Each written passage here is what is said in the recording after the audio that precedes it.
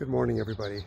It's Thursday, June the 18th, and we are heading into a very hot day again today, but beautiful. Look at the flowers and stuff in our garden, our front garden here. Everything is blooming up really, really nicely. So glad to have summer upon us once again. This morning, I'd just like to encourage you with a brief little verse from Ephesians 4, verse 2. We've been talking about the fruit of the Spirit in our last series of messages over the last, basically the last 2 months. And Ephesians 4 verse 2 sort of follows up on that whole principle where it says, "Be completely humble and gentle, bearing with one another in love." Be completely humble and gentle, bearing with one another in love. Who knew that bearing with one another required humility?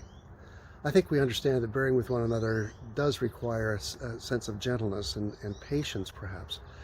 But here the apostle says, be completely humble and gentle, bearing with one another in love. Being humble requires us to be able to evaluate ourselves and say, in the same circumstances, would I have done any different? Would I have taken the high road, or would I have followed down the same path in which we are perhaps not so willing to bear with another person's faults, especially if those faults are against us?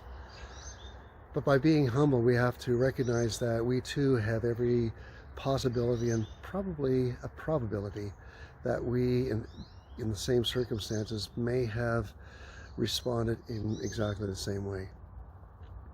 And in gentleness, sometimes the response, especially when something has been done against us, we want to avoid the situation, walk away from it so that we don't say something that we will regret later. But I don't think that's the issue here. It's bearing with one another in love. In other words, taking and shouldering the responsibility of loving the other person in spite of the fact that they have erred, they have sinned against us or against others.